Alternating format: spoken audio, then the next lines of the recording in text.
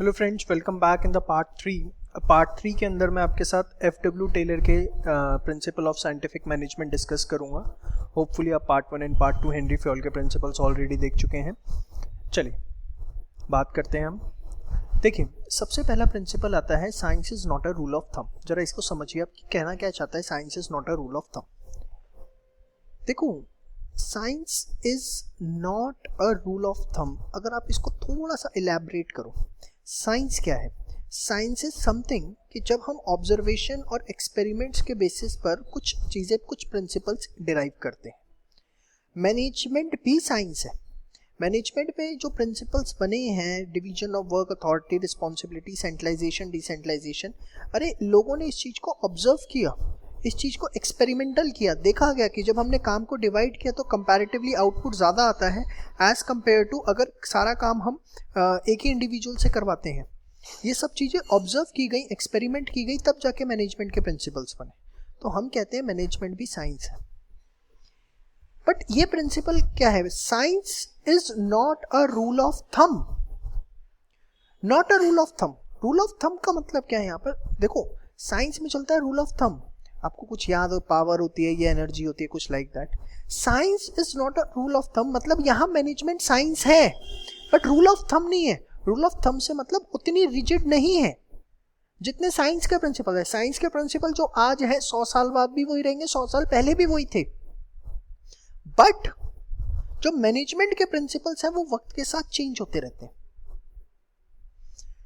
इसीलिए word use किया गया, science is not a rule of thumb, कि मैनेजमेंट साइंस तो है बट रूल ऑफ थंब नहीं है। अब मैं इसमें आपको क्या समझाना चाहता हूँ, मेन बात आपको होपफुली समझ में आ रहा होगा। साइंस क्यों है? क्योंकि मैनेजमेंट जो है वो बेसिकली हम सारी चीज़ें ड्राइव करते हैं on the basis of experiments and observation, not a rule of thumb. इसलिए लिखा कि साइंस के जो प्रिंसिपल्स हैं वो रिजिड हैं बट हमारे प्रिंसिपल्स रिजिड नहीं हैं, वो वक्त के साथ चेंज होते हैं। एक्चुअली ये प्रिंसिपल ये कहता है कि किसी भी काम को करने के दो तरीके होते हैं, एक ट्रेडिशनल और एक मॉडर्न।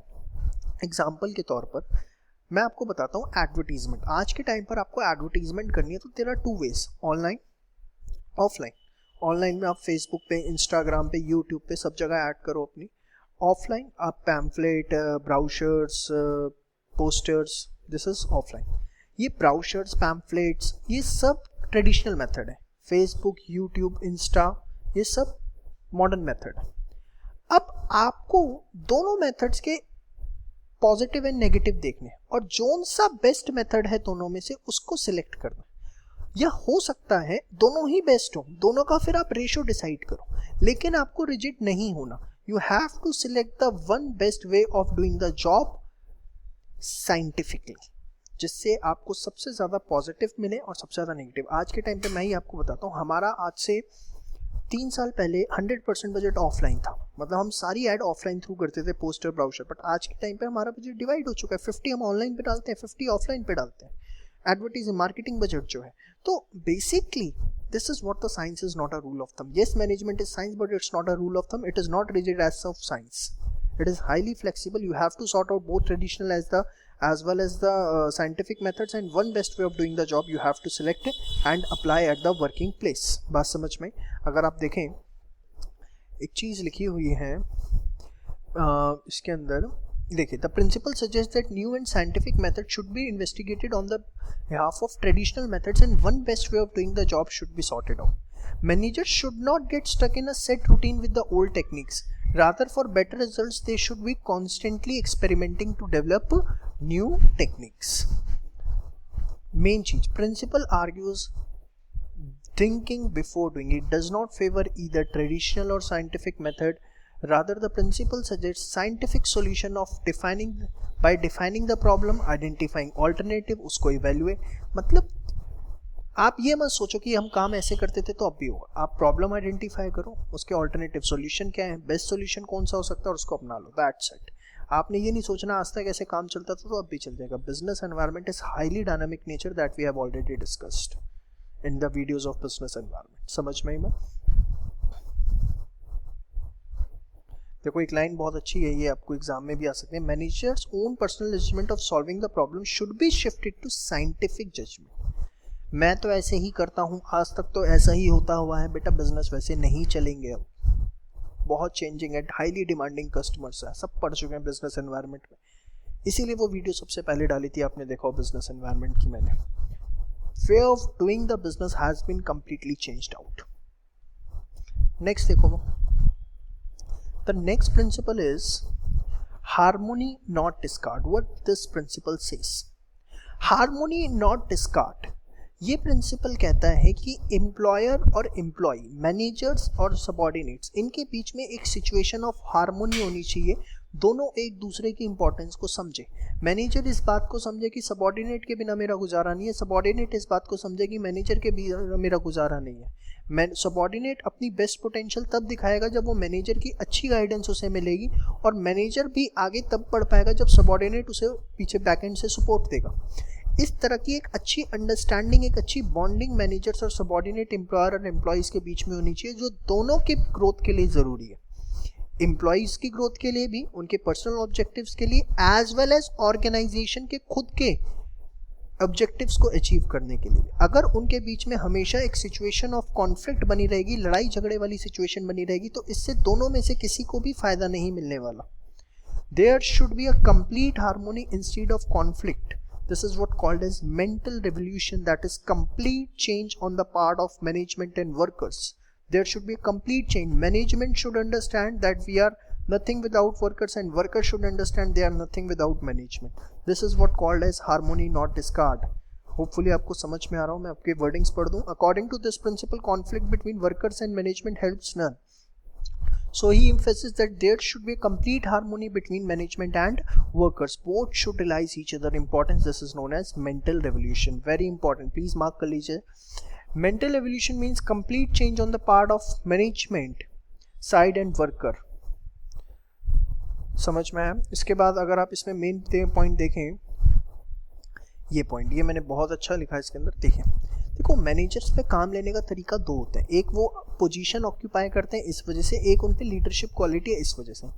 अगर एक ऑर्गेनाइजेशन में वर्कर्स मैनेजर की इंस्ट्रक्शन इसलिए फॉलो करते हैं क्योंकि उन्हें ये डर बना रहता है कि अगर हम इसकी इंस्ट्रक्शन फॉलो नहीं करेंगे तो निकाल देगा, डर के मारे इंस्ट्रक्शन अगर वर्कर्स फॉलो कर रहे हैं, तो वहाँ हार्मोनी नॉट डिस्कार्ड नहीं। मैनेजर को ये तरीका आना चाहिए कि वो अपनी पोजीशन की वजह से काम नहीं करवा रहा, पोजीशन की वजह से तो काम करवा ही लेगा डांट फटकार के, वो अपनी लीडरशिप क्वालिटी की वजह से वर्कर से काम करवा पा रहे हैं। This is the main crux of this principle, that manager should take the work from workers not by using their position, rather from leadership quality. They should focus on developing team spirit among workers. ये बहुत important है, सारी lines just आप देखो, मैं आपको बता रहा हूँ, हाईलाइटेड वाला पोर्शन आपके दिमाग में होना चाहिए, क्रक्स मैंने आपको बता दिया, ठीक है, और आप इसको बस रीड करो, आपको चीज़ें समझ में आएंगी, और केस स्टडी सॉल्व करो ज़्यादा से ज़्यादा।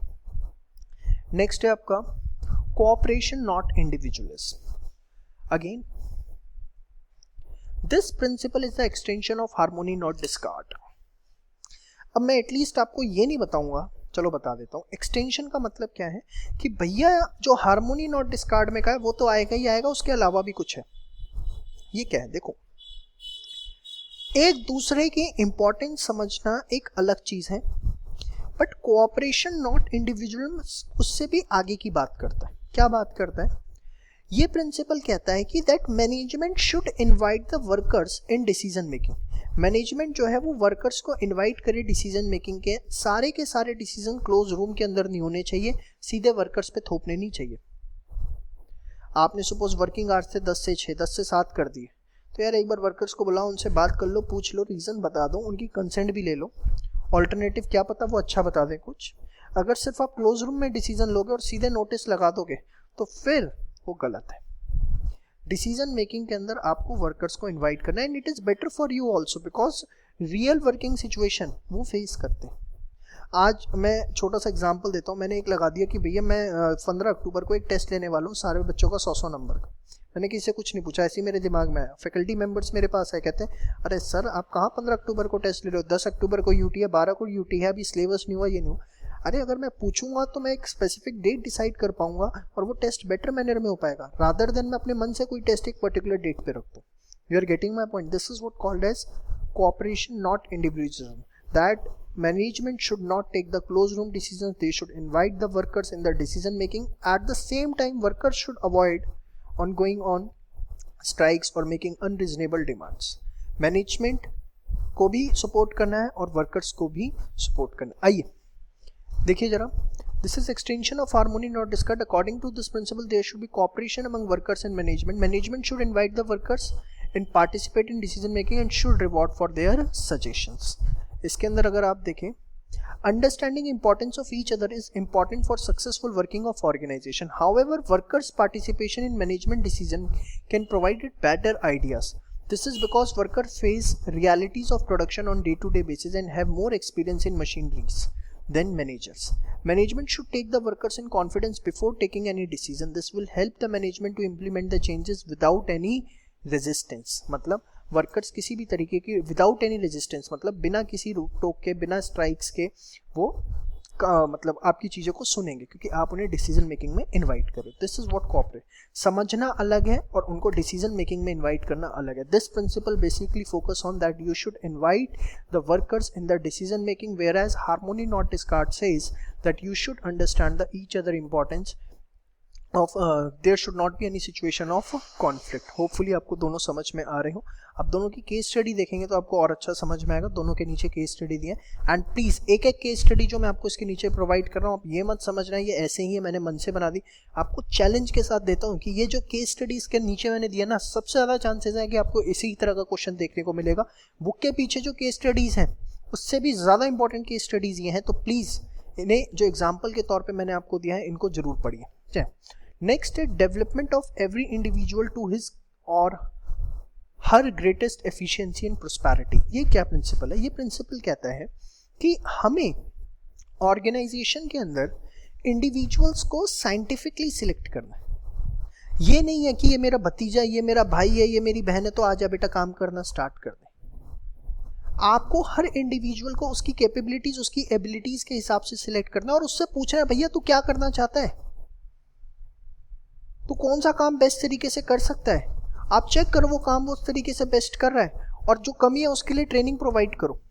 फिर आप देखो अगर इंडिविजुअल जो काम करना चाहता है आप उसे वो काम दे रहे हो, आप साइंटिफिकली सिलेक्ट कर रहे हो, आप उसको ट्रेनिंग प्रोवाइड कर रहे हो, उससे आपको भी फायदा होगा, उस इंडिविजुअल को भी फायदा होगा, आपकी भी ग्रोथ होगी, आपके एम्प्लॉयज़ की भी ग्रोथ होगी. अगर आप किसी पर कोई काम जबरदस्ती थोप देते हो क्योंकि आपको ये काम करना है, उसका मन नहीं है, वो करना भी नहीं चाहता,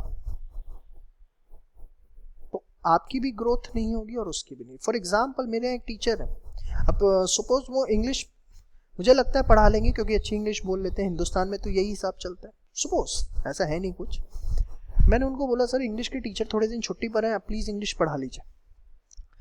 अब दो he is a good teacher of chemistry, but ठीक है उन्होंने रिस्पेक्ट के अंदर उन्होंने कहा सर मैं पढ़ा दूंगा, देख लूंगा, बट क्या वो कभी उस सब्जेक्ट के अंदर आगे ग्रोथ ले पाएंगे? अनडाउटेडली वो उसके अंदर ग्रोथ नहीं ले पाएंगे. तो this is what development of every individual to his greatest efficiency and prosperity. Appointment of right person at right place is necessary to of organizational objective. Taylor suggested that every person should be scientifically, he should be given work according to his physical and mental capabilities. This was division of work.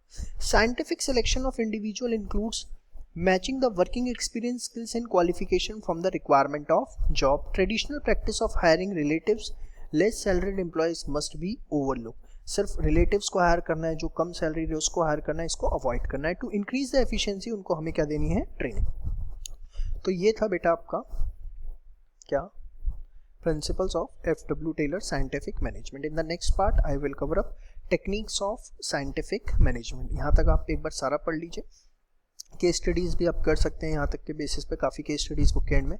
Book के पीछे का जो question bank है please मैं आपको बार बार बता चुका हूँ, 1 mark case studies past examination. I want to score 100 वाले क्वेश्चंस आप रिवीजन के टाइम पे करेंगे, अभी नहीं करेंगे. And please keep sharing the videos and hit like if you have learn something from this video. All the best.